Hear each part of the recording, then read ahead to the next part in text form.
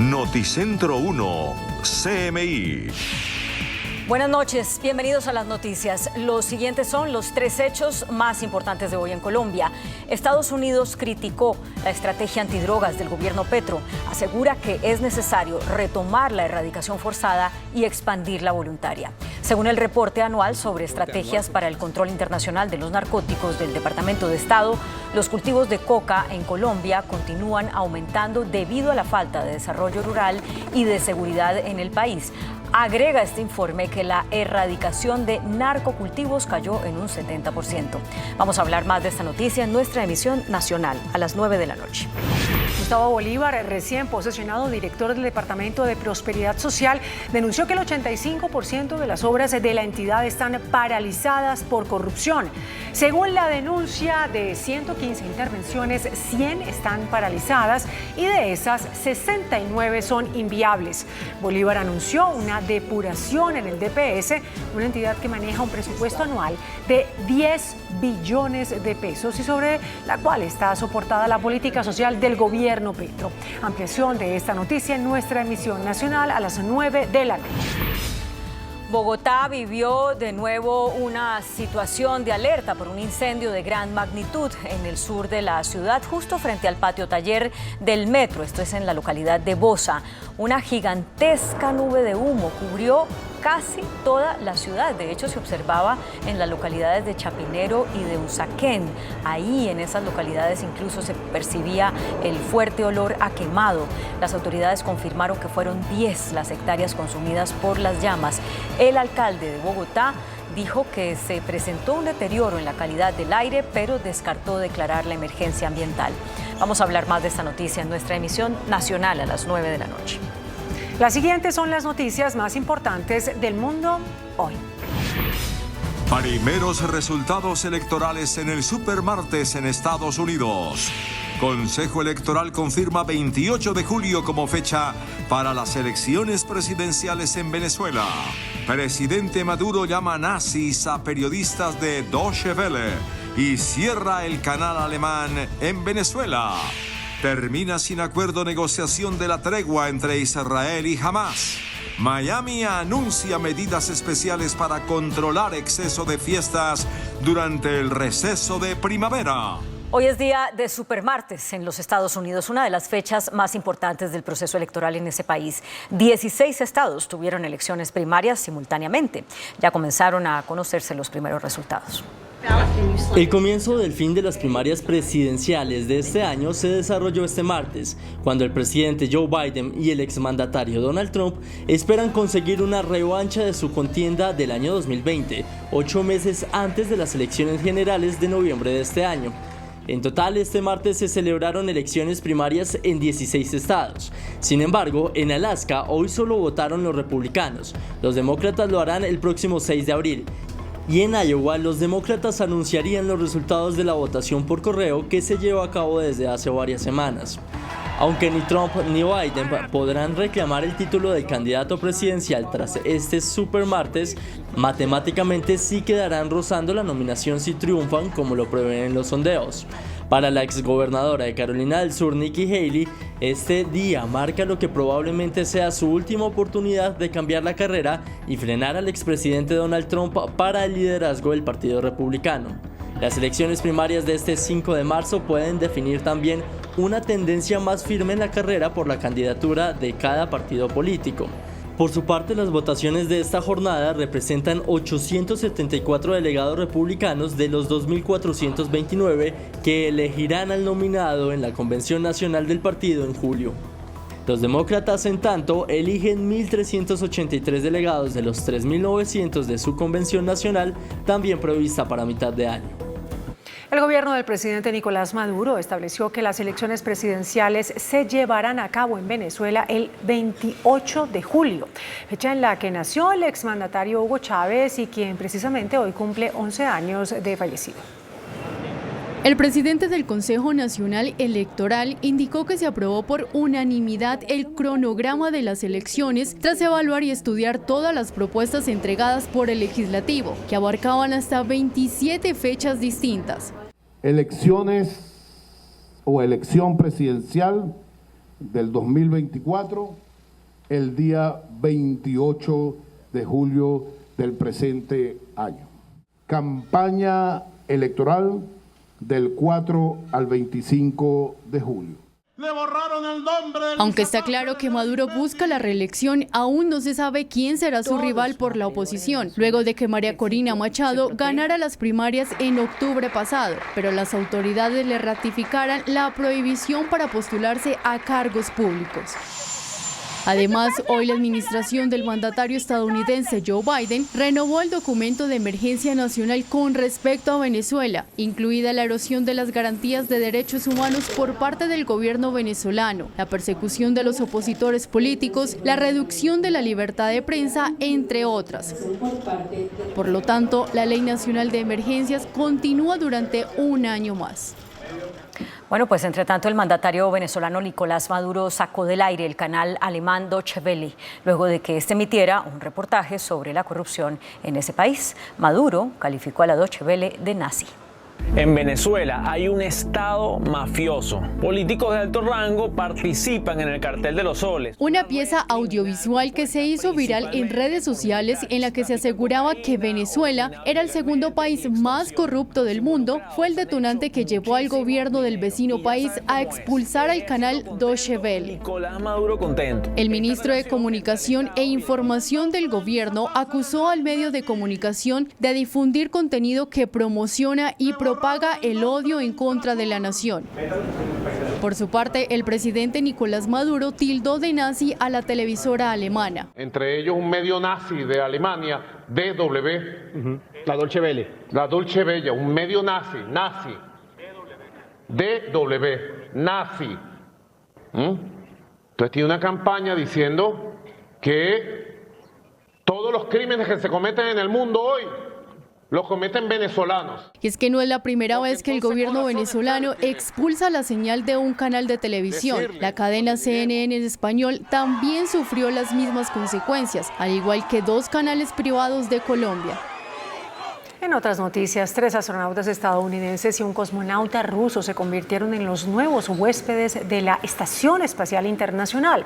Los nuevos habitantes sustituirán a los tripulantes de Estados Unidos, Dinamarca, Japón y Rusia. Allí permanecerán 6 meses realizando una misión de investigación espacial basada en un gran número de fenómenos científicos relacionados con la microgravedad, que afecta a los seres humanos en su proceso de envejecimiento e incluso en el desarrollo de determinadas enfermedades. La tripulación llegó a su destino 24 horas después del despegue que tuvo lugar en el estado de Florida. El acuerdo para un alto el fuego en Gaza tambalea, luego de que Hamás no presentara la lista completa de rehenes que solicitó Israel.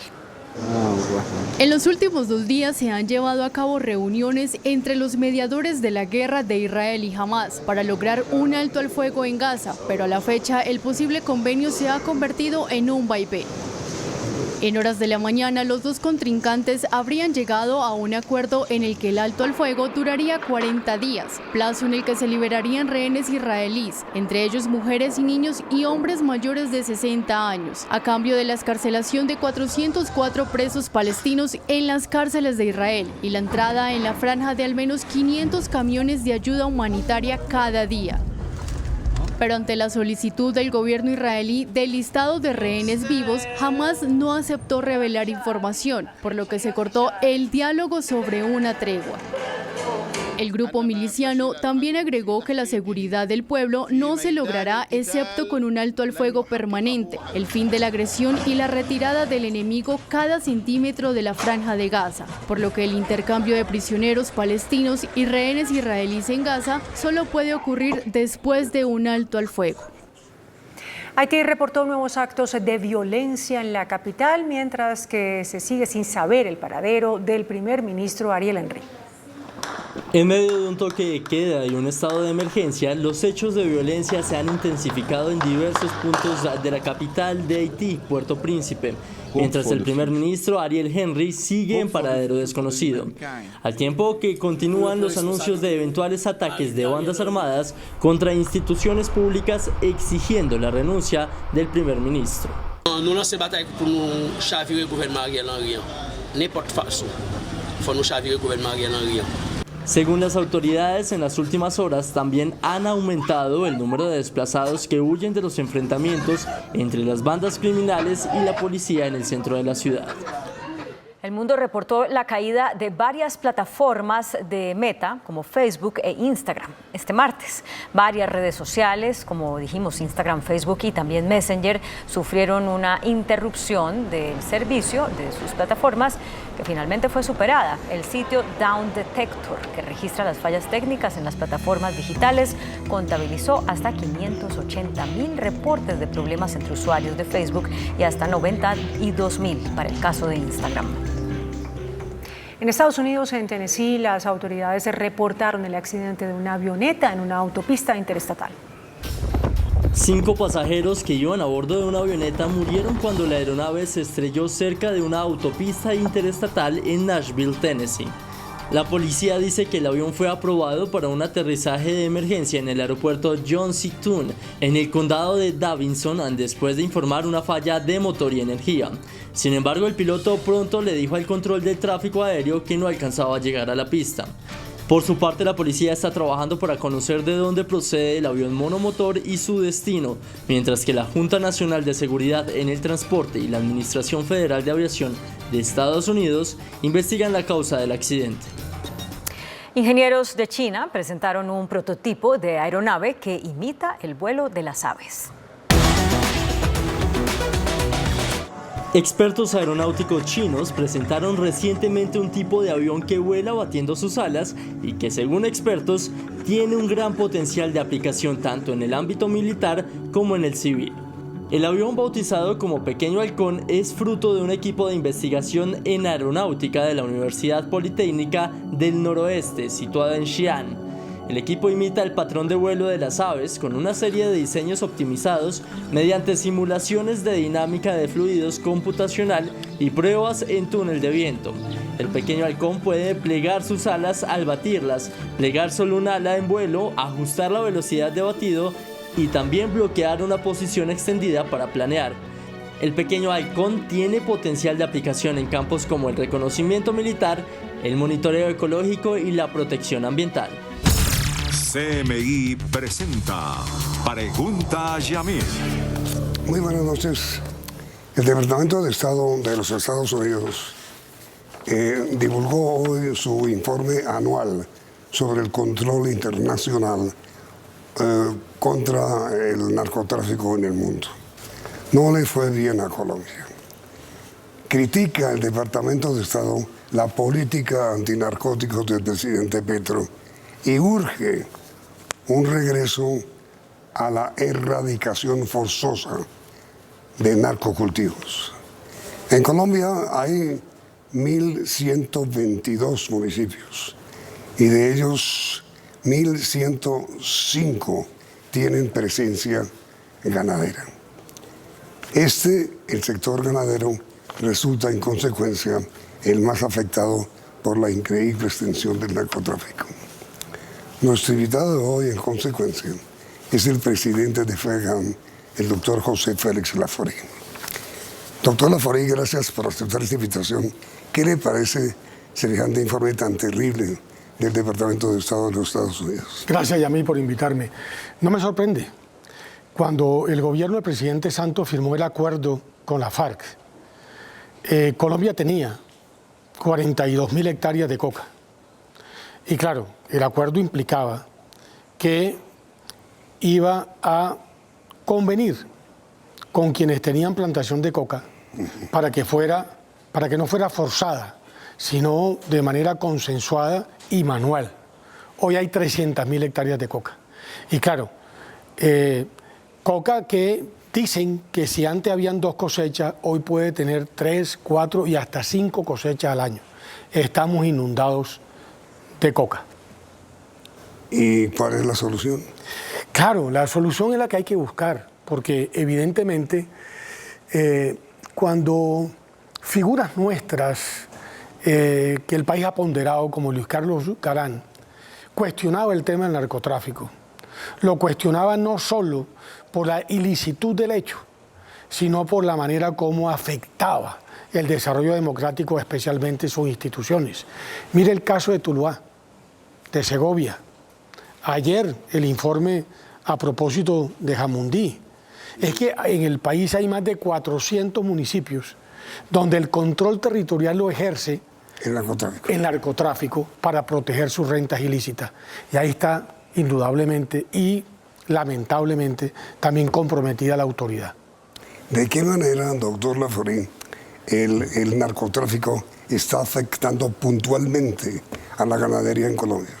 De mil maneras. Mire, como si usted vive en un edificio donde un mafioso compra un apartamento. Se daña todo. Además, porque el narcotráfico, que es un tema que yo creo que el país tiene que ponerle mucha atención. Cuando usted antes se exportaba el 70 y el 30 se quedaba para el consumo interno, hoy, con 300.000 hectáreas, más del 70% del total de esa producción se queda. ¿Eso qué implica? Dos cosas. Primero, cayó el precio. Y segundo, hubo que aumentar las redes de distribución. No hay pueblo, ni vereda, ni ciudad, ni barrio, ni parque que no tenga una persona que está dedicada al negocio del microtráfico. Y ese que está en veredas y pueblos termina también en lo que yo he llamado el emprendimiento criminal de la extorsión.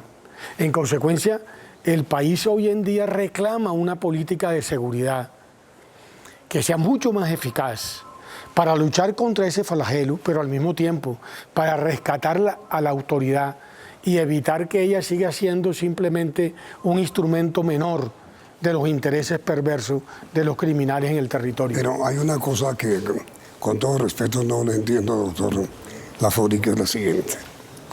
¿De qué manera el narcotráfico afecta a la ganadería? Uno, ¿está los ganaderos vendiendo tierra para el narcotráfico? Segundo, ¿están los ganaderos comprometidos con el narcotráfico? Tercero, ¿está contaminando el narcotráfico fincas ganaderas? ¿De qué manera concreta, puntual, el narcotráfico está afectando a la ganadería? Cuando usted mira, por ejemplo, el inventario de activos que tiene la SAE, las fincas más importantes del país fueron adquiridas por el narcotráfico. En eso estamos. Y extinguido el dominio o en proceso de extinción el dominio.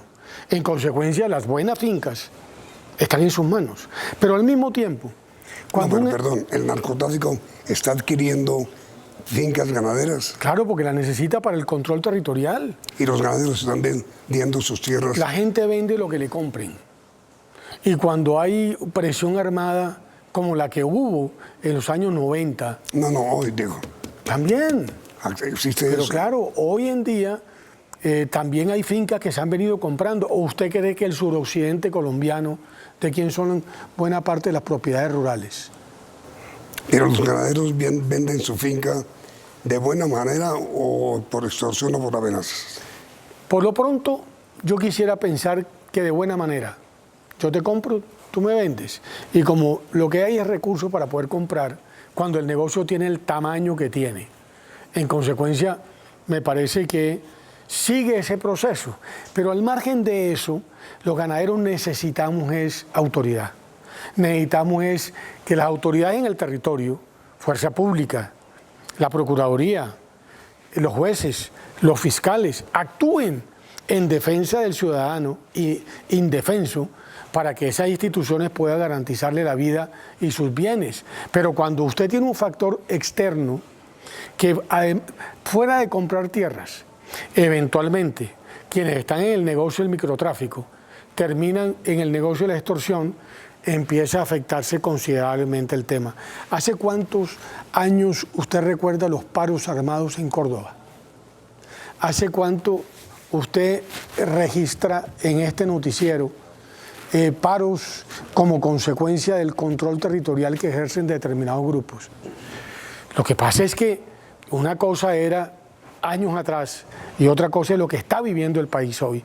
Cuando Naciones Unidas se atreve a decir que el país perdió gobernabilidad en sus territorios, cuando centros de estudios tan sopesados como el CERAC alcanza a decir que el control territorial está por encima de los 400 municipios, cuando la Defensoría del Pueblo... Y el control territorial del narcotráfico. Claro, de quienes tienen actividades ilícitas en el territorio, narcotráfico y también minería ilegal, porque son negocios que van par y paso. Mire usted la Defensoría del Pueblo, nadie puso atención a las alertas tempranas que dio con respecto al proceso electoral del año 23. ¿Cuántas alcaldías hoy en día están en sus manos? Mire el caso de Tuluá, se salvó porque hay un alcalde de la entereza del doctor Vélez. Pero ¿cuántos municipios hoy en día están sufriendo el proceso de degradación institucional que sufrió Tuluá? Pero a ver, usted estuvo reunido con el señor presidente de la República. Supongo que todos estos temas sobre la inseguridad que está viviendo el sector ganadero en el país, sobre la amenaza de los cultivos de coca y el negocio del narcotráfico fueron tratados en esa reunión. ¿Qué opina el presidente? Mejor dicho, primero, ¿qué quejas le transmitió usted al presidente? Eso. Y el diagnóstico que le hice al presidente, él lo comparte. Incluso alcanzó a hacerme precisiones que las reservo por el respeto de una conversación privada con el señor presidente. Pero evidentemente comparte el diagnóstico. Y en consecuencia, cuando usted tiene un diagnóstico de esta naturaleza, lo que tiene que actuar, primero el Estado, que tiene obligación constitucional, pero también la sociedad civil. De ahí la propuesta que ha tenido una controversia nacional sobre los frentes solidarios de seguridad y paz. La propuesta de ustedes. La propuesta de los ganaderos. Propuesta que no solamente aspira a involucrar a los ganaderos, no, aspira a involucrar a aquel ciudadano que en el territorio sufre las consecuencias de una violencia indiscriminada de los actores armados ilegales. Pero es decir, sin conocer yo cuál fue la propuesta o la respuesta del presidente, el ministro de Defensa ya ha condenado la propuesta ganadera y ha dicho que Colombia no puede tener particulares en la defensa del Estado mismo. El presidente dijo que iba a hablar con el ministro. El presidente me ofreció otros escenarios para profundizar por el tema. El presidente me sugirió que había que ampliar para que otros sectores de la sociedad también participaran de los frentes. ¿Ampliar qué? Para que hayan también comerciantes y palmeros y cacoteros. ¿Pero ampliar qué? Los frentes de seguridad, que no sean exclusivamente de ganaderos. ¿Pero creándolos? Claro, pero ¿sabe cuántos frentes de seguridad hay en Colombia? Perdón, ¿frentes de seguridad privados? Pero ¿usted sabe cuántos hay? 33.000. ¿Usted sabe lo que dijo el director Frentes de Seguridad? Con ese nombre hoy. ¿Usted sabe? ¿Privados? Sí. ¿Usted sabe lo que dijo el general Guatibonza hace 2 días a propósito como director de la policía de Bogotá? Que había que crear más. ¿Usted sabe lo que dijo el propio alcalde de Bogotá? Hoy el señor gobernador de Santander hizo expresa mención que en Santander hay más de 4.200 frentes de seguridad. Por favor, esto ha sido una política institucional de la policía. Pero perdón un momentito. Es decir, ¿se está, doctor Laforín, privatizando la justicia y la seguridad en Colombia? No. No. No. La policía desde el año 95 viene creando frentes de seguridad con los ciudadanos para que colaboren con la policía. Ah, no son privados. ¿Qué significa privados? Fedegan. Los ciudadanos del barrio de cualquiera. No, de Bogotá. Ustedes mismos que han propuesto eso. Claro, cuando uno dice privados no significa excluyentes, significa que hay quien los ayuda a constituir con el buen propósito de generarle alertas tempranas, dinámicas de relacionamiento con la institucionalidad, de tal manera que uno pueda ponerle un freno. Pero eso es una forma de privatizar la seguridad. No, porque la seguridad está a cargo de la fuerza pública, porque quien tiene el mandato constitucional, además de la fuerza pública, también son fiscales, jueces, que tienen que estar atentos a cualquier dinámica criminal que suceda en los territorios, a los personeros que eventualmente tienen que responder por los derechos humanos en los territorios. Pero entonces el presidente aceptó la propuesta de Fedegan de crear frentes solidarios de seguridad con condición de que se extienda a otros gremios. Fue una sugerencia y al mismo tiempo abrió unos espacios para conversar sobre este tema. Y debo decirlo, yo vengo conversando con el general Salamanca. Esto no es una cosa que está a espaldas de la autoridad. Pero lo que se ha denunciado, doctor Laforí, se lo digo con todo respeto, que lo que usted o ustedes los ganaderos quieren es revivir las convivir, que eran cooperativas pues, de autodefensas. No, en absoluto. Lo que queremos es ser un ciudadano con los mismos derechos que tienen los ciudadanos de las ciudades. Lo que queremos es que en el sector rural, ese del cual dice Naciones Unidas que se perdió la gobernabilidad, se recupere. Porque allí lo que hay son colombianos que viven en el campo. Y en consecuencia, si un ciudadano de la ciudad tiene la posibilidad con la policía de crear un frente de seguridad, ¿por qué un ciudadano del sector rural no tiene ese mismo derecho que tiene el de la ciudad? Uno no puede estar estigmatizando, que es lo que han hecho con el sector ganadero. Ayer le entregué al presidente Petro el libro, el segundo tomo, de Acabar con el Olvido, de la Fundación Colombia Ganadera, que entre otras cosas María Fernanda Cabal recorrió medio país identificando más de 10.000 ganaderos asesinados y secuestrados por todos los actores armados, incluido el paramilitarismo. Entonces, aquí lo que yo abogo como presidente de un gremio, que como usted bien lo dijo al comienzo, está difuminado por todo el país, está disperso por todo el país, es garantizarle lo que la Constitución tiene para cualquier colombiano, la vida y la protección de sus bienes, que hoy en día están en muchos casos pues puestos al aire, al sol y al aire. Pero, a ver, doctor Laforí, yo me permito asegurar que el presidente no pudo haber autorizado que se creen ejércitos privados en Colombia, como no lo autorizó, como lo condenó al contrario el señor ministro de Defensa.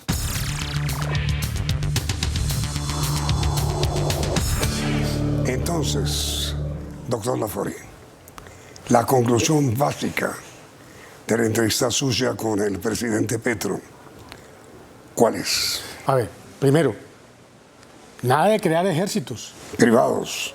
Ni privados, no, el ejército es público porque es el ejército de Colombia. Segundo, esto no es con armas. Tercero, la propuesta nuestra va mucho más allá de la fuerza pública.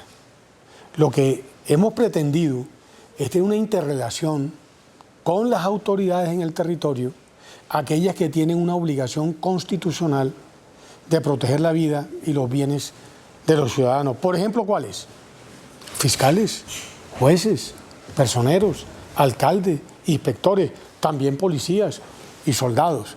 Es decir, si nosotros no intentamos rodear a esas instituciones para que puedan cumplir bien su papel, cada vez más instituciones en municipios de alto riesgo terminan en manos de los criminales. Pero perdóname, doctor Laforí, yo creo que es todo lo contrario.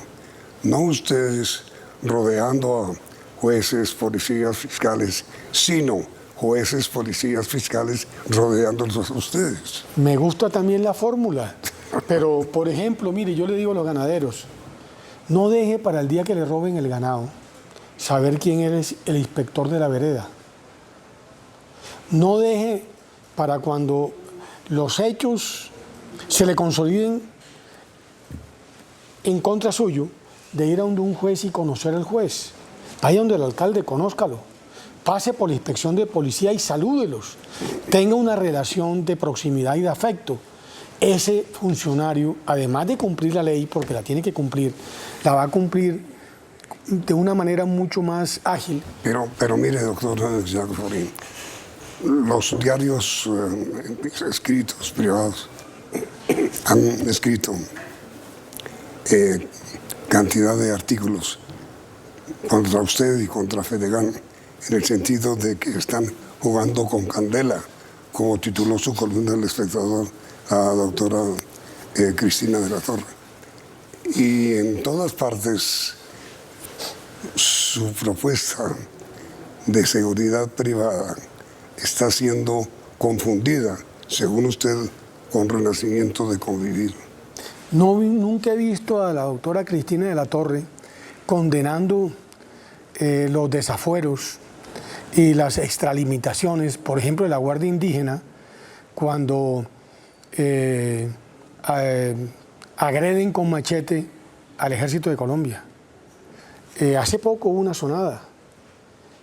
Hay imágenes de improperios contra la fuerza pública. Nunca he oído una condena. Es que Colombia tiene que acostumbrarse a llorar por los dos ojos, independientemente de los sesgos ideológicos. Yo creo que para que haya un mejor país hay que derruir ese muro de estigmatizaciones, de prevenciones, porque tú eres de derecha o tú eres de izquierda. Aquí hay que empezar a pensar en una idea fundante, que es hacia dónde va Colombia. Pero Colombia con un informe de esa naturaleza no va para ningún lado. Pero mire, doctor Farid, es que ahí está el tema de hoy, por el cual yo tomé la iniciativa de invitarlo a ustedes a esta conversación. El anuncio del Departamento de Estado, la advertencia de que Colombia ya se volvió un narcoestado. Pero a ver qué pasó con Ecuador. ¿Usted no recuerda cuando aquí se aplicaba el glifosato y un día dijeron que eso daba cáncer? ¿Y usted no recuerda cuando Correa quitó Manta, le dijo a Uribe que avión que eventualmente fumigara en la frontera lo bajaba y le puso una demanda en la Corte Penal Internacional? Los narcocultivos se fueron al suroccidente o al Catatumbo.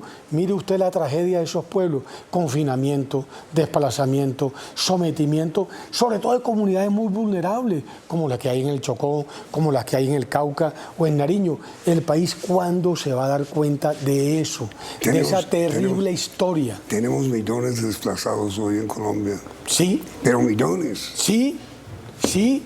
¿Quién las desplaza? ¿El paramilitarismo? ¿Cuál paramilitarismo? Justamente aquellos que están controlando sus territorios para proteger sus rentas ilícitas. El país tiene que despertar. Y quiero hacerle un solo último comentario. Cuando usted tiene una red que es capaz de poner 200.000 hectáreas de coca en el mercado, porque la otra se va, vamos a suponer eso. Coca no, cocaína. Cocaína. La pasta de coca bajó de 5 millones a 1 millón. Hoy consume coca todos los estratos y todas las poblaciones. Pero hay un enemigo peor, el fentanilo. Ya Colombia tiene fentanilo. Usted se imagina cuando esas redes... Pero esa es producción gringa. China y gringa y mexicana, que son los dueños del mercado. Usted se imagina cuando esas redes cambien la cocaína nuestra por el fentanilo, aprovechando esa capilaridad que tienen en todas las regiones. Pero los Estados Unidos también están produciendo fentanilo. Claro, 114.000 americanos murieron en el 22. Vamos a ver la estadística del 23. Aquí hay una tragedia. Y claro, esto es una droga sintética, más barata, más aditiva, y un país que ya consume es indudablemente un bocato de cardinales para poder avanzar, permeando todos los sectores y dañando el futuro de Colombia. Yo creo que el país tiene que hacer una reflexión de fondo. ¿Dónde estamos y para dónde va Colombia con un informe de esta naturaleza? ¿Dónde estamos y para dónde vamos? Pues si no hacemos nada, para lo que usted acabó de pronunciar, para un narcoestado. El que está intentando el presidente de Ecuador, en un mandato recortado, ver cómo evita, porque allá no mandaba el Estado. Pero usted me dijo, si no hacemos algo como qué, doctor Laforí. Frenar. Por ejemplo, desde la perspectiva de la sociedad civil, usted dice que son las autoridades los que tienen que rodear al ciudadano. También el ciudadano. ¿Cómo hacemos una alianza los ciudadanos con las instituciones, con todas, no solamente con fuerza pública, para poder derrotar semejante? Pero tenemos que además, mire, lo está diciendo, esto es erradicación forzada. Esto muy seguramente tendrá que ser también con glifosato, porque ya los europeos admitieron otra vez el glifosato, entonces nosotros no, y Colombia pasó de 42.000 hectáreas a 300.000 en menos de 15 años. ¡Qué tragedia! Pero mira, frente a esta denuncia del Departamento de Estado de hoy y frente a la petición que usted le hizo al presidente de la República sobre este ejército de seguridad. Ejército no. No, bueno. Los ejércitos son armados, son ciudadanos que lo que hacen es construir un tejido social de protección. ¿Y para allá vamos? Pues ojalá. El presidente tiene la palabra. Él me ofreció otros escenarios con el propio ministro de Defensa. Hablé hoy con el general Salamanca. El general Salamanca sí que ha venido avanzando, precisamente para darle más herramientas telemáticas a la población para que pueda tener alertas tempranas. Pero esta institución privada no es armada. No, bajo ningún punto de vista. Es que no creo en eso. Además, por una razón elemental. Imagínese usted en la mitad de la nada, con un revólver y 30 tipos armados. Es mucho mejor un botón de pánico con una plataforma que lo acerque a la policía, que le diga dónde está usted, quién es usted y en qué circunstancias está. ¿No le parece mucho más eficaz que un revólver? ¿Qué hace usted con un revólver y 10 tipos con fusiles? Absolutamente nada. Yo creo en lo otro. Creo en cámaras, creo en botones de alarma o de pánico, creo en, por ejemplo, drones. Hoy en día, mire, los 90 no tienen nada que ver con lo de hoy. En los 90 no habían celulares. Si usted recuerda las Convivir, tenían armas cortas. Y si recuerda las Convivir es con walkie-talkie. Ni lo uno ni lo otro. Está prácticamente por fuera de cualquier posibilidad. Esto es con más herramientas de tecnología aplicada a la seguridad de los ciudadanos para que la fuerza pública, que es la obligada constitucionalmente, le responda a cada colombiano. Y entonces, finalmente, doctor Laforín, ¿cuándo decidirá el gobierno colombiano si acepta o no la propuesta de los ganaderos? Cuando el presidente diga, así como tuve la oportunidad de estar con él, yo supongo que abrirá otro espacio para tal propósito. En el entretanto, seguiré hablando con el general Salamanca, que es el responsable directo de los frentes de seguridad, con el general Ramírez, que es el director nacional de los frentes de seguridad. Doctor Laforín, muchísimas gracias por haber aceptado esta invitación. A usted, no, y a mí siempre tan amable. Y a ustedes, televidentes, por la sintonía, y los invito a continuar aquí en Noticentro 1 CMI. CMI presentó Pregunta a Yamil.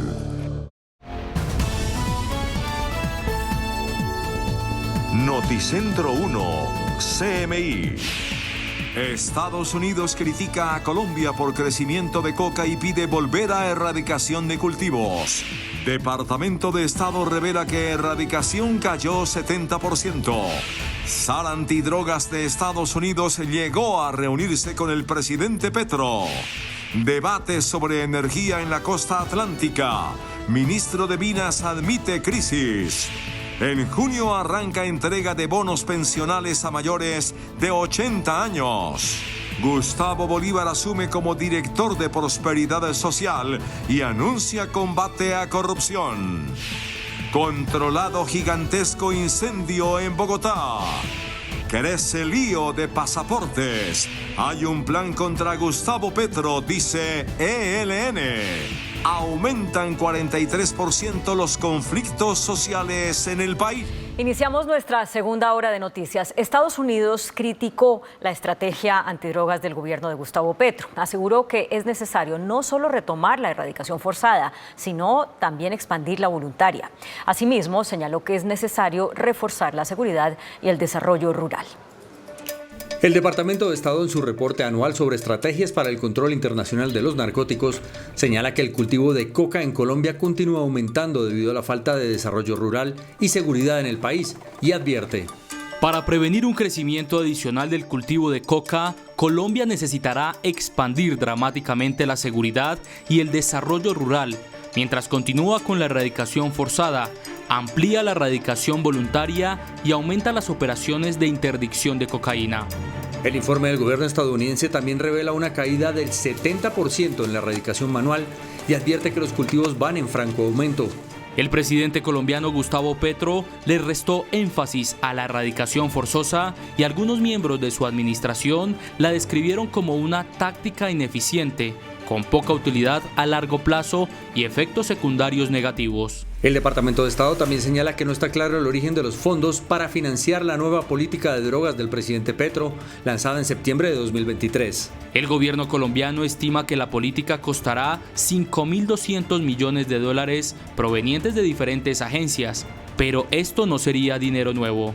El gobierno no ha identificado las fuentes presupuestarias para la implementación de esta política de drogas. Y concluye que esta nueva política del gobierno Petro carece de un mecanismo de coordinación de alto nivel para garantizar su implementación efectiva en áreas geográficas prioritarias, incluidas las zonas rurales con débil presencia institucional. El zar antidrogas de Estados Unidos, Raúl Gupta, se reunió con el presidente Gustavo Petro en Bogotá. El gobierno americano anunció que aumentará los fondos para el control de narcóticos y se comprometió a aumentar las compras de productos cosechados en zonas de sustitución de cultivos. El ministro de Justicia, Néstor Osuna, aseguró que las hectáreas de cultivos ilícitos han disminuido en este gobierno.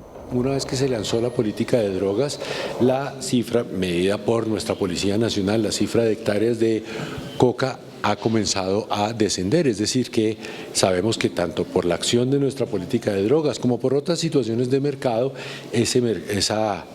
la producción del cultivo de hoja de coca no está siendo en este momento rentable. Advirtió que las incautaciones y la persecución a las cabezas del narcotráfico continúan.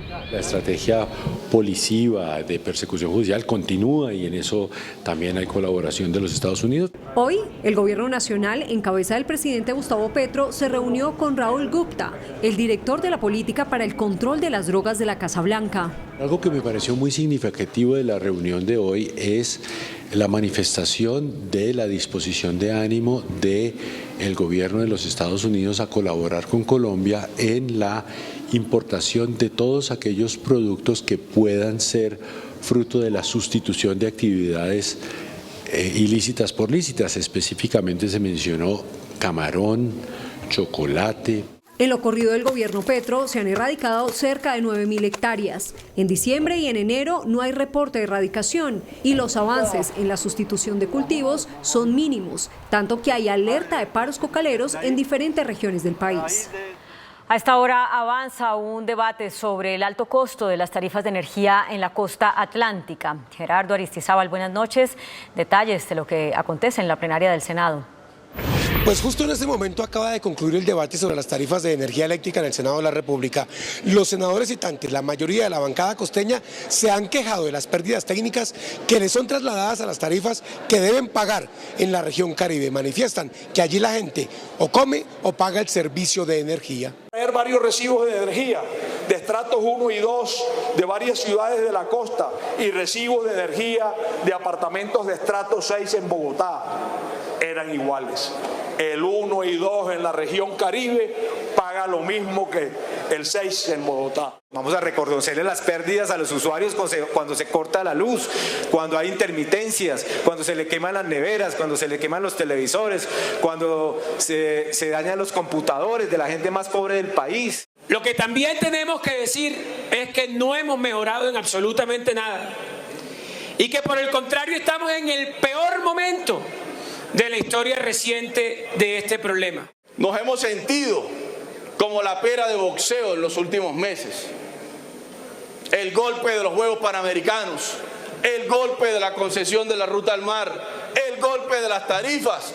Ya no queremos más seguir siendo la pera de boxeo del Caribe colombiano. Queremos soluciones, señor ministro. El ministro de Minas, Andrés Camacho, quien estuvo acompañado por sus colegas de gabinete de Hacienda, Ricardo Bonilla, y de Medio Ambiente, Susana Muhammad, reconoció el problema. Manifestó que esta es una situación que heredó su gobierno, pero que está empeñado en solucionar. Dijo que el tema de las tarifas de energía que se cobran a Costa Caribe tiene el valor triple de las del resto del país. Con el Congreso, con sus equipos, con las empresas, trabajar una alternativa para resolver el problema de las pérdidas. Porque es un problema que está cargando especialmente al Caribe. Las pérdidas en el Caribe son el triple del resto del país. Y eso hay que resolverlo con recursos, pero también con medidas de fondo. Por esta razón, el ministro de Minas, Andrés Camacho, convocó a los congresistas de todos los partidos, incluidos los de la oposición, Centro Democrático, que fueron varios de los citantes esta noche aquí en el debate de la plenaria del Senado, a que apoyen la reforma de servicios públicos que presentará el gobierno del presidente Gustavo Petro. Continúe usted en estudio, está la información. Gerardo Aristizábal, Noticentro 1, CMI. Gracias, Gerardo. Y en junio se empezará a pagar el bono pensional a mayores de 80 años. Esto lo anunció el presidente Gustavo Petro, quien pidió al presidente del Congreso tramitar la reforma pensional. El presidente Gustavo Petro anunció la fecha en la que empezará a girar el bono pensional para mayores de 80 años. El programa que va a iniciar en el mes de junio no es una limosna, es para salir de la pobreza a los viejos y viejas que, según las cuentas que hicimos, mayores de 80 años. ¿Por qué? Porque la plata no da para más. Los beneficiarios, más de 517.000 adultos mayores, pasarán de recibir 80.000 pesos a 225.000 pesos mensuales. El jefe de Estado aprovechó el escenario para lanzar una dura puya al presidente del Congreso. El Congreso de la República, a través de su presidente del Senado, se jacta de no aprobar el proyecto. Lo han visto, no ellos, sino él, como un tour de force con el gobierno. Como así el Congreso demuestra su independencia. Pero es una enorme equivocación porque está haciéndole daño a la vejez en Colombia. De otro lado, el mandatario hizo una autocrítica por haber creado el Ministerio del Deporte. No he visto exactamente la bondad de haber hecho eso. No lo encuentro. Parece que es más una pérdida de tiempo, pero así está la norma. En deporte viene pesando más los ladrillos que la educación. Las declaraciones se entregaron durante la posesión de Luz Cristina López como nueva ministra del Deporte, Gustavo Bolívar como director del Departamento para la Prosperidad Social y Paula Robledo como secretaria jurídica de la presidencia. El nuevo director de Prosperidad Social, Gustavo Bolívar, denunció que la corrupción tiene paralizados la gran mayoría de proyectos que adelanta esa entidad. Gustavo Bolívar, recién posesionado director del Departamento para la Prosperidad Social, denunció que el 85% de las obras de la entidad están paralizadas por corrupción. De 115 obras de infraestructura que estamos impulsando desde Prosperidad Social, hay 100 paralizadas y 69 de ellas fenecidas, ese es el término que me dijeron, es decir, sin viabilidad. Por lo que anunció una depuración del DPS, una entidad que maneja un presupuesto anual de 10 billones de pesos. Hubo una corrupción enorme al interior de este departamento y lo que nos proponemos es depurarlo al máximo, totalmente erradicada la corrupción desde el día cero. Bolívar pondrá la lupa en los contratos celebrados por esta entidad desde el año 2006. Bomberos de Bogotá finalizan las labores de extinción de un fuerte incendio en el sur de la ciudad que cubrió de una densa capa de humo la mayor parte de la capital. A las 2 de la tarde de este martes se reportó un voraz incendio en un predio baldío ubicado en la localidad de Bosa, justo enfrente del patio taller del metro de Bogotá, al sur de la ciudad. Los fuertes vientos como cómplice aumentaban las llamas y propagaban el humo por casi toda la ciudad. El estimado que tenemos ahorita de hectáreas es aproximadamente 9.5 hectáreas afectadas, de 29.5 área expuesta, que es la que teníamos acá en el sector. En este momento ya no nos quedan sino unos punticos calientes que estamos terminando de extinguirlos. Por medio de redes sociales, el alcalde de Bogotá confirmó que hubo deterioro de la calidad del aire en varios puntos de la capital. La calidad del aire está siendo monitoreada en toda la ciudad. En este momento tenemos algunas estaciones en naranja, otras en amarillo, pero hasta el momento no se registran condiciones para declarar alerta por calidad del aire. El incendio se controló a eso de las 8 de la noche. Sin embargo, el distrito recomienda tener prevenciones en materia de salud, como el uso de tapabocas. Las autoridades en Medellín alertaron a los ciudadanos por la mala calidad del aire que se registra en la ciudad.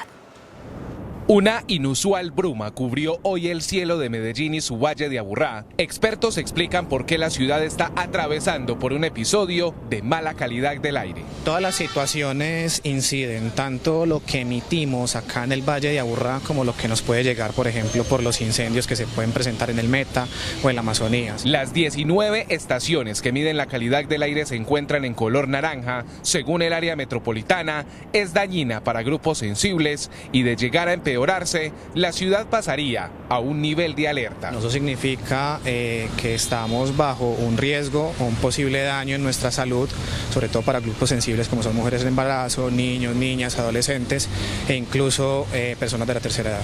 Actualmente rige el pico y placa ambiental en vehículos de carga para disminuir la contaminación en la ciudad. Expertos recomiendan por estos días el uso de tapabocas y el teletrabajo. XM, operador del mercado energético, reportó una nueva disminución en el nivel de los embalses. El nivel de los embalses para la generación de energía sigue con tendencia a la baja al pasar en promedio día de 42,4 a 41,9%. Los aportes hídricos al sistema están sobre el 40%, presentando una disminución como consecuencia del fenómeno del Niño. Las térmicas siguen siendo el respaldo del sector para garantizar el abastecimiento energético. Sigue estando seco el país y obviamente esa agua sigue usándose en los embalses y sigue disminuyendo. De acuerdo con XM, el nivel de riesgo para esta semana es de 36,09%. Hay dos cosas que siguen siendo favorables. La generación térmica sigue aportando, ya subió un poco más, vamos a más o menos como al 30-35% del total de lo que consumimos en el país. Eso quiere decir que todavía nos queda térmica por usar. Se mantendrá un monitoreo permanente sobre el sistema. El ministro de Salud, Guillermo Alfonso Jaramillo, insistió en la necesidad de que sea aprobada en el Congreso la reforma a la salud. En medio del Foro Mundial para la Eliminación del Cáncer Cérvico-Uterino que se realiza en Cartagena, el ministro de Salud, Guillermo Jaramillo, volvió a defender el proyecto de reforma a la salud que hace tránsito en el Congreso y señaló que el sistema debe volver a un modelo preventivo. Y el cáncer de cuello uterino demuestra muy claramente las dificultades económicas y sociales de mucha población, en la cual tenemos que colaborar y tener la posibilidad de cambiar y transformar para mayor igualdad y mayor justicia social. Por eso entonces estamos proponiéndole al Congreso de la República una reforma para volver de un sistema curativo a un sistema preventivo. Cuestionó el hecho de que en muchas regiones del país los niños mueran a causa de las enfermedades por falta de prevención. Tenemos en este país las mejores clínicas y los mejores hospitales, pero nuestros niños, no muy lejos de aquí, en Uribia, en La Guajira, se mueren 40 veces por encima del promedio por desnutrición, enfermedades diarreicas y enfermedades respiratorias. Eso no puede suceder. Aquí tenemos que tratar de buscar la igualdad. Finalmente, el jefe de la cartera de salud aseguró que anualmente se registran más de 4.000 casos de cáncer de cuello uterino y mueren a causa de esta enfermedad más de 2.000 mujeres. El director de la Administradora de Recursos de la Salud, Félix Martínez, aseguró que el sistema no se desfinanciará con los giros que propone el gobierno para la conformación de equipos básicos de salud. Otro pleito se produjo entre EPS y gobierno por el proyecto de resolución que fija una reducción del 5% de los recursos girados a las EPS por afiliado para invertirlos en equipos básicos que inicien la atención primaria propuesta por el gobierno en regiones apartadas. No se ha cumplido el propósito de la ley se ha incumplido francamente, la atención primaria no funciona, los diagnósticos no se están haciendo a tiempo poniendo en peligro la vida y la salud de las personas. Entonces lo que está diciendo es reacomoden su organización de servicios para llegarle a todos los ciudadanos, no solo de los medios rurales, todos los ciudadanos de los barrios urbanos tienen que estar vigilados y cuidados también en su salud. Yo pago lo que ordene la norma legal, evidentemente. El funcionario aclaró que con ese giro no se desfinanciará el sistema. Cuidar la salud de los colombianos nunca puede ser desfinanciar el sistema. Las agremiaciones de EPS afirmaron que esa decisión, sumada a lo que ellos denuncian como insuficiencia de recursos, afectará aún más el presupuesto que manejan para garantizar la gestión en salud de los afiliados. Y aumenta el lío de los pasaportes. El canciller encargado, Luis Gilberto Murillo, dijo en el Congreso que no se va a firmar un nuevo contrato para la elaboración de los pasaportes, al menos mientras se hacen varias consultas jurídicas. Los representantes de la Cámara de la Comisión Segunda lo primero que hicieron fue celebrar la presencia de Luis Gilberto Murillo, canciller encargado, en esa célula legislativa, después de 9 intentos para que su antecesor Álvaro Leiva fuese a hablar de los pasaportes y la millonaria licitación que está en entredicho.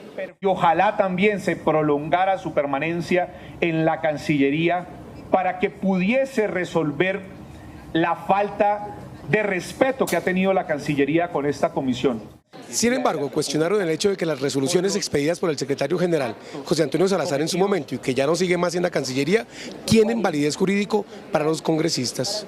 Lo que el señor secretario, independientemente del lío que puedan tener ustedes institucionalmente, si pasó por usted, por encima de usted o no, ahí eso tiene una validez jurídica. Y señor canciller, usted llega y coge la papa caliente, no se enrede con ella, actúe de acuerdo a la norma, actúe de acuerdo a la ley y no se deje presionar. Yo no me dejo presionar de nadie, actúo de acuerdo a la norma. El canciller encargado dejó en claro que para él, José Antonio Salazar, como secretario general, incumplió las normas que le había ordenado. Fueron unas resoluciones donde un subalterno, primer punto, revoca el acto de un jerárquico superior, le genera ilegalidad. En segundo lugar, se está haciendo una designación sin contar con el debido certificado de disponibilidad porque había sido anulado. El debate en la Comisión Segunda de la Cámara de Representantes sobre los pasaportes continuará el miércoles de la semana entrante. Para el 12 de marzo, el Senado de la República programó el debate de moción de censura contra el ministro de Defensa, Iván Velázquez. La moción, promovida por los senadores J.P. Hernández, Andrés Guerra, Antonio Sabaraín, David Luna, Paloma Valencia y Miguel Uribe, entre otros, busca llamar la atención del Ejecutivo por la difícil situación de orden público que viven varias regiones y la expansión que tienen los grupos armados ilegales. Un cese del fuego global entre los grupos que están en un proceso de paz o a punto de iniciarlo. Eso fue lo que propuso el presidente de la Comisión de Paz, Iván Cepeda, quien también es integrante de la Comisión de Paz del Gobierno con el ELN. Por su parte, el gestor de paz de esta guerrilla, Juan Carlos Cuellar, denunció planes de desestabilización contra el gobierno y contra el proceso de diálogos. La propuesta busca poder lograr un cese de fuegos entre el ELN, la Segunda Marquetalia y el Estado Mayor Central. Queremos lograr que haya un alto al fuego entre los mismos grupos, no solamente entre el ELN y el gobierno y sus fuerzas militares, sino también que haya un cese global de hostilidades contra la población. Cepeda también habló sobre la expansión territorial de los grupos armados, especialmente el Clan del Golfo. O hay procesos de paz, hay negociaciones como es la que se lleva a cabo con el ELN o sometimientos a la justicia, pero no habrá tolerancia con grupos que intenten hacerle daño a la población y seguir viviendo del narcotráfico. Por su parte, el gestor de paz del ELN, Juan Carlos Cuellar, denunció un plan de desestabilización contra el gobierno y contra el proceso con esta guerrilla. Una ofensiva contra el gobierno de Gustavo Petro con una pretensión de desestabilizar su gobierno. Pero en medio de esto también debemos reconocer esa ofensiva mediática y esa ofensiva de estos sectores por desestabilizar el proceso de paz. Las delegaciones avanzan en los acuerdos para procesos territoriales y la Red Nacional de Participación. La Defensoría del Pueblo alertó por un aumento del 43% en los conflictos sociales en el país. Entre enero y diciembre de 2023 hubo 2.046 manifestaciones de conflictividad social en 446 municipios de 31 departamentos. El 13% ocurrió en Bogotá. Comparada la cifra con la de 2022, cuando se registraron 1.427 eventos, el aumento sería del 43%. Las instituciones gubernamentales y los sectores empresariales deben propender por el fortalecimiento del diálogo genuino y constructivo para atender la creciente conflictividad social en el país. La expresión de insatisfacción por las omisiones del Estado fue en su mayoría representada en bloqueos de vías con el 38%, plantones 33%, marchas 11%, disturbios 6% y paros o ceses de actividades 5%. Nuevas pancartas fueron instaladas por las disidencias de las FARC en el Cauca. En zona rural de El Plateado, comunidades registraron la instalación de pancartas alusivas al Frente Carlos Patiño. Mientras tanto, en el departamento del Meta fueron entregadas citaciones para el pago de extorsiones que estaban dirigidas a ganaderos y campesinos. La defensa del ex jefe paramilitar Salvatore Mancuso aseguró que este mes quedará en libertad su protegido, teniendo en cuenta una audiencia que mañana se desarrollará en Barranquilla y otra programada para el 15 de marzo en Bogotá. El abogado del ex jefe paramilitar Salvatore Mancuso, Nelson Menjura, anunció en Noticentro 1 CMI que a más tardar el 16 de marzo quedaría en libertad su cliente. Yo pienso que el 15, 16 a más tardar, pues mientras se hacen los trámites, sale la boleta de libertad. Le respondió al expresidente Álvaro Uribe Vélez, quien dijo en su momento que Mancuso saldría a hablar mal de él como retaliación. Si Salvatore, digámoslo así, tuviera un ánimo de retaliación como asegura el presidente Uribe, no hubiera, por ejemplo, defendido a su vicepresidente, la doctora Marta Lucía Ramírez, a quien han señalado de tener vínculos con él directamente, y él los ha negado. Según el abogado, la única intención de Mancuso es reconstruir la verdad histórica. Mañana tendrá una nueva audiencia en Barranquilla y el próximo 15 de marzo otra ante el Tribunal de Bogotá.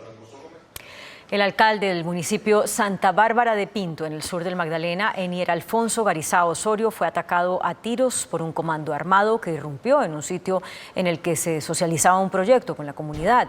En el sitio hubo, desde luego, momentos de pánico. El mandatario local rápidamente fue llevado en una ambulancia a un centro asistencial. Su pronóstico es reservado. Las autoridades buscan a esta hora a los responsables del hecho. Acaban de impactar. En hechos aislados fueron asesinados 2 líderes sociales. Los crímenes se registraron en los departamentos de Arauca y Cauca. Josué Castellanos era uno de los líderes más reconocidos de la comunidad del Botalón en Tame, Arauca. Hoy uno de nuestros miembros es asesinado por hombres armados que no se identificaron, pero que nosotros hemos venido siendo objeto de siendo objetivo militar, señalados públicamente y por estas estructuras paramilitares que se conocen en el territorio como disidencias de las FARC, al mando del paramilitar Antonio Medinas y alias Pescado. Castellanos fue secuestrado mientras se encontraba en una reunión con profesores en el sector de Santa Elena, municipio de Tame. Hasta allí llegó un comando que desarmó a su esquema de seguridad y se lo llevó a zona rural, donde fue asesinado. El Partido Comunes insistió en que haya un tribunal de cierre en Colombia, pese a las advertencias del presidente de la JEP, Roberto Carlos Vidal. La senadora Sandra Ramírez dice que la verdad la deben decir todos los actores del conflicto. Entonces yo no me explico de dónde o cuál es el contexto del magistrado Vidal para decirnos que entraría a la Corte Penal Internacional. Si no hay tribunal de cierre, sí corremos el gran riesgo de que venga la Corte Internacional. El hoy senador Humberto de la Calle, quien fue jefe de negociador con la guerrilla de las FARC a nombre del gobierno de Juan Manuel Santos, le dio la razón al presidente de la JEP.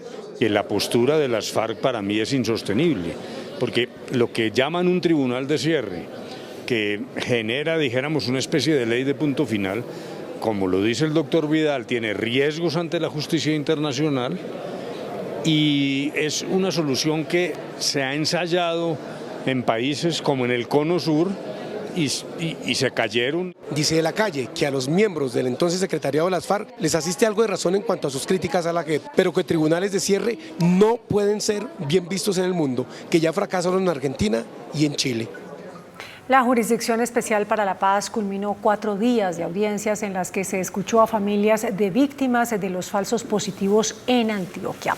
Según la JEP, en ese departamento fue perpetrada la 4ª parte de esos crímenes.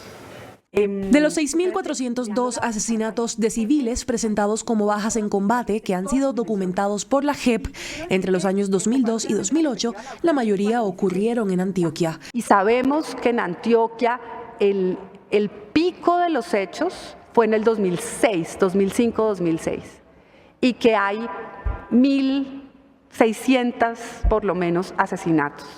Por eso escucharon durante 4 días los reparos de las víctimas a las versiones que otorgaron 83 militares que se sometieron a la JEP. Hoy aún sigue rota esa confianza de muchos en las instituciones militares y en el Estado en general. La Procuraduría cuestionó las justificaciones que dieron los militares para cometer estos crímenes. En modo alguno, escudarse en la guerra, escudarse en las operaciones, en las órdenes de batalla, en este momento parece ser resistible, parece ser admisible. El presidente de Ecopetrol, Ricardo Roa, asistió al Consejo Nacional Electoral para declarar en la investigación sobre la financiación de la campaña Petro Presidente. El presidente de Ecopetrol y exgerente de la campaña presidencial rindió una declaración que duró cerca de 40 minutos ante los magistrados del Consejo Nacional Electoral. Fuentes del proceso indicaron que Roa explicó cuál fue su rol durante la campaña presidencial de Gustavo Petro y cómo estaba dividida la estructura de su equipo.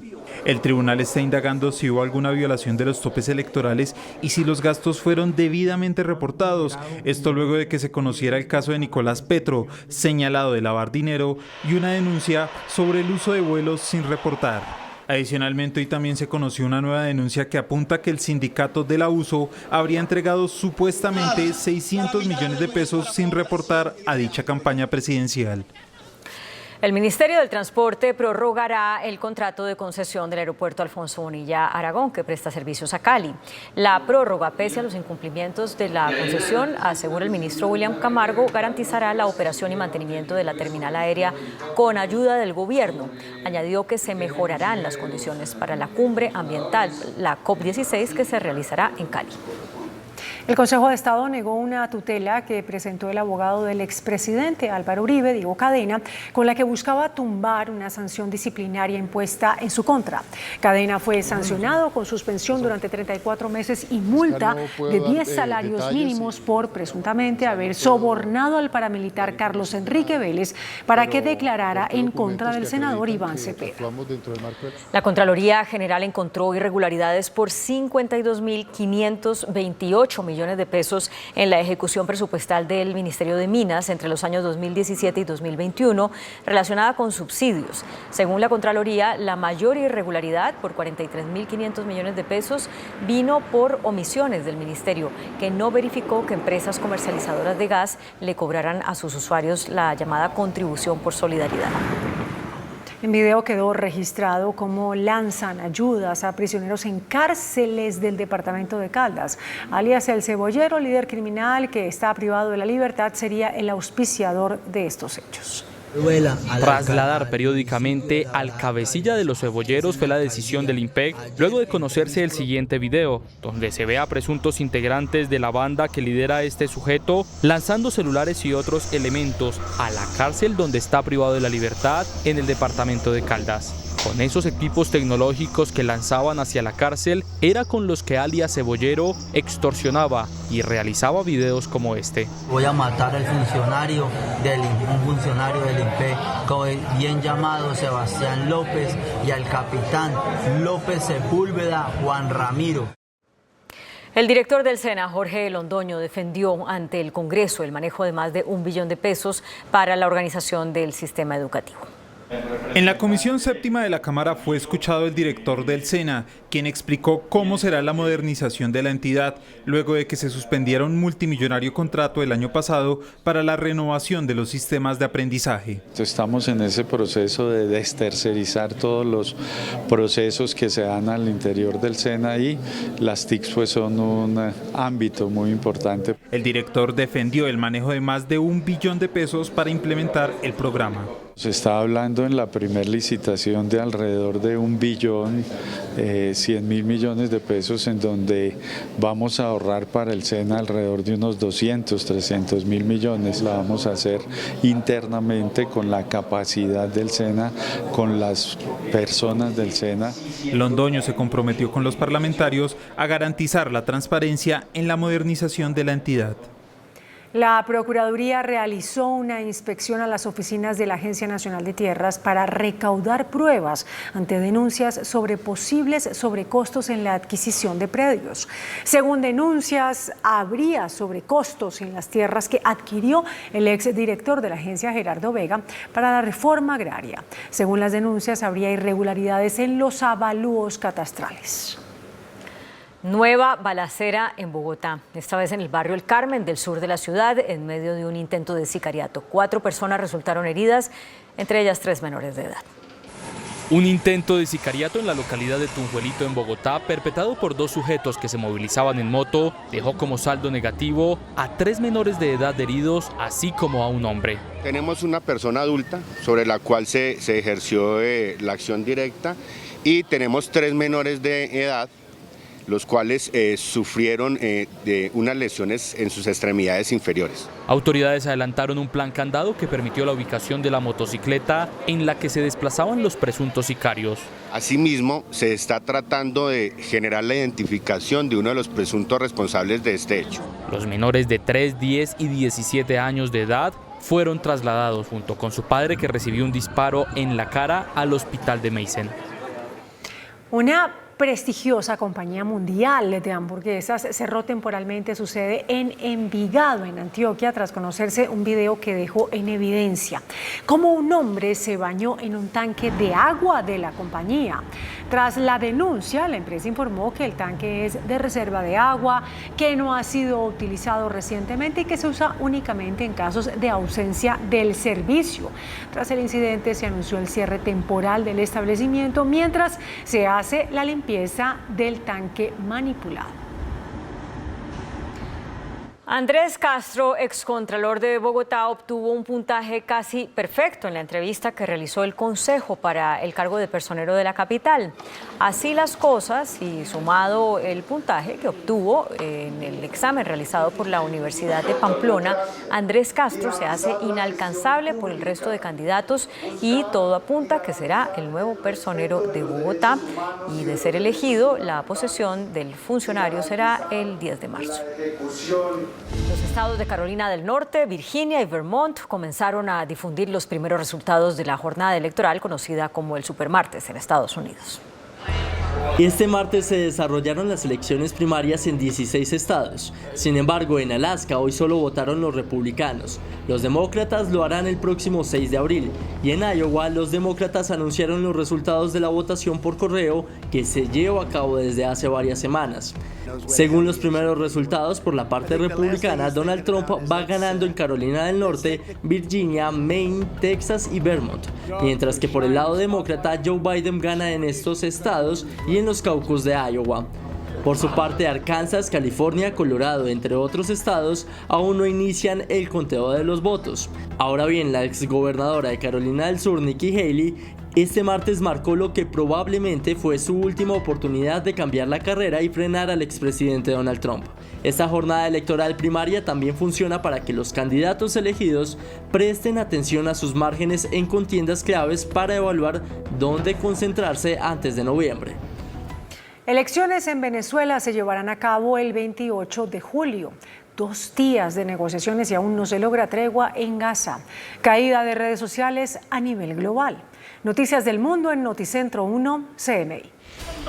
El gobierno del presidente de Venezuela, Nicolás Maduro, indicó que se aprobó por unanimidad el cronograma de las elecciones, tras evaluar y estudiar todas las propuestas entregadas por el legislativo, que abarcaban hasta 27 fechas distintas, por lo cual las elecciones presidenciales se llevarán a cabo el 28 de julio. Tras 2 días de negociaciones entre mediadores del conflicto armado entre Israel y Hamas, el acuerdo de tregua aún no se logra por desacuerdo entre ambos contrincantes. Mientras tanto, el genocidio en Gaza no cesa. Varias redes sociales como Instagram, Facebook y Messenger sufrieron una interrupción del servicio en sus plataformas, pero finalmente el desperfecto fue solucionado. El sitio Down Detector, que registra las fallas técnicas en las plataformas digitales, contabilizó hasta 580.000 reportes de problemas entre usuarios de Facebook y hasta 92.000 para el caso de Instagram. El ministro de Hacienda, Ricardo Bonilla, anunció que el precio de la CPM se mantendrá congelado en marzo y radicó un proyecto para aumentar la capacidad de endeudamiento de la nación. Durante el debate de control político en la Comisión Tercera de la Cámara de Representantes, el ministro de Hacienda, Ricardo Bonilla, anunció que este mes no subirá el precio de la CPM y se mantendrá en 9.517 pesos el galón. El gobierno seguirá trabajando con los transportadores para llegar a un acuerdo sobre los ajustes de precio, por lo cual no hay razón para protestas o plantones. Oficialmente el gobierno no ha decretado nada, entonces no sé cuál gremio de transportadores decretó el alza. Ellos se autodecretan las alzas, hay que decirlo. Por otro lado, el jefe de la cartera anunció la radicación de un proyecto de ley para ampliar el cupo de endeudamiento en el exterior, esto con el fin de cumplir con el crédito flexible del Fondo Monetario, donde ya se apropiaron $600 millones. Al país no se va a endeudar más, es un tema de que para poder manejar el resto de la actividad crediticia que tiene Colombia, el pago de esta deuda no nos amplía cupo, no nos deje el espacio. Necesitamos tener ese espacio. Finalmente dijo que desde el gobierno se trabaja en agilizar la ejecución presupuestal. Un estudio de la firma TransUnión reveló que la carga financiera de los hogares va en aumento y que la cartera se sigue deteriorando. En Colombia, las familias cada vez tienen que destinar un mayor porcentaje de sus ingresos a pagar deudas con los bancos, mientras en el año 2022 la carga financiera era del 23%, en el año 2023 ascendió a 28%, según cifras divulgadas por Virginia Olivella, directora de investigación de la firma consultora TransUnión. Este análisis proporciona un indicador estimado de carga financiera a nivel de consumidor que ayuda a identificar a aquellos consumidores colombianos que podrían estar endeudándose más allá de sus posibilidades y de esta forma presentar un mayor riesgo de incumplimiento. Las deudas de los hogares por compras con tarjetas de crédito y créditos de consumo, que en el año 2022 pesaban un 33%, en el 2023 superaron el 37%. La presidenta de Naturgas, Luz Estela Murgas, urgió la adopción de medidas para evitar el desabastecimiento de gas natural en el mediano plazo. Tras la preocupación sobre la situación del gas natural en el país, Naturgas hace varias precisiones sobre la realidad del sector. En el mediano y largo plazo, el panorama cambia con la preocupación de cerrar las exploraciones que pueden poner en riesgo la soberanía energética del país. Necesitamos trabajar articuladamente para desarrollar ese potencial de manera que podamos garantizar el suministro a todos los colombianos. En el corto plazo se cuenta con el combustible suficiente para todos los usuarios, sean residenciales, industriales o transporte. El aumento de las importaciones responde a la mayor capacidad que tiene que tener el territorio nacional durante el fenómeno del Niño. No tenemos racionamiento de gas, el servicio se presta con su normalidad, tanto a hogares, pero también a vehículos, también a restaurantes, a hoteles, a comercios, a industria y a la generación térmica. Frente al tema de Venezuela, reitera que no hay importaciones desde ese país, teniendo en cuenta que no hay un gasoducto disponible. La Asociación Nacional de Empresarios ANDI reveló que las mujeres dedican el doble de tiempo que los hombres a trabajos no remunerados. Advirtió que aún subsisten profundas inequidades laborales. Durante el foro Diversidad, Equidad e Inclusión organizado por la ANDI se expusieron cifras que evidencian las inequidades entre hombres y mujeres en el mundo laboral. El desempleo, que para los hombres es del 8,2%, para las mujeres asciende a 12,8%, mientras que los hombres trabajan en promedio en labores no remuneradas 3 horas y 6 minutos al día, las mujeres lo hacen 7 horas y 44 minutos en promedio. Según la ANDI, sin embargo, las mujeres aportan más financieramente a las empresas. Y no por esta razón solamente es que nosotros le estamos llamando o estamos invitando a las empresas a que profundicen la participación de mujeres en sus cargos directivos, sino porque además es lo natural. Este es un mundo en el cual somos más o menos el 50% hombres y el 50% mujeres, de manera que debería haber sin duda alguna una representación mucho más equitativa. Mientras en el 2019 el 34% de los cargos directivos estaban ocupados por mujeres, la cifra ascendió a 42% en el 2023. El Ministerio de Trabajo emitió un decreto para acabar con los sindicatos de papel creados en el sector público. A través del decreto 0243, el Ministerio de Trabajo cambió las reglas de juego para frenar la expansión de sindicatos de papel en el sector público. El viceministro de esa cartera aseguró que hay más de 3.000 organizaciones sindicales en ese sector y que gran parte de esas no cumplen un papel de representatividad. A la mesa de negociación, que se rige bajo el principio de una sola mesa, una sola comisión y un solo acuerdo, llegan organizaciones sindicales en proporción al número de afiliados que tienen, y obviamente esto ha generado pues una controversia, pero hemos sido transparentes no solamente en el sector público, sino que también esta iniciativa la queremos llevar al sector privado, y así está contenida la iniciativa de reforma laboral. Asegura el funcionario que esta decisión fortalece la unión sindical. El índice de capitalización de la bolsa, que mide el comportamiento de las 25 principales acciones, cerró al alza. El índice selectivo MSCI Colcap de la Bolsa de Valores de Colombia subió 0,95% a 1.300 puntos. La acción preferencial de Cementos Argos fue la que más subió, con una valorización de 5,19% a 6.480 pesos. La acción preferencial del Grupo Suramericana fue la que más bajó, con una pérdida de 1,25% a 18.960 pesos. La acción del Grupo de Energía de Bogotá fue la más negociada de la jornada, al movilizar más de 14.000 millones de pesos, con una variación positiva de 1,3% a 2.340 pesos. Y el dólar cerró a la baja. Indicadores económicos en Noticentro 1 CMI. La tasa representativa del mercado, que regirá para mañana miércoles, será de 3.945 pesos con 32 centavos. Los profesionales del cambio compran la divisa en promedio entre 1.760 pesos y la venden entre 1.800 pesos. Un euro cuesta 4.280 pesos. La libra de café en Nueva York se cotizó a $1.83. El azúcar se transó en 20,86 centavos de dólar la libra. El barril de petróleo WTI se cotizó en $78.17 centavos. La referencia Brent para Colombia se cotizó en $82.03 centavos. Una acción de Ecopetrol cuesta 2.095 pesos.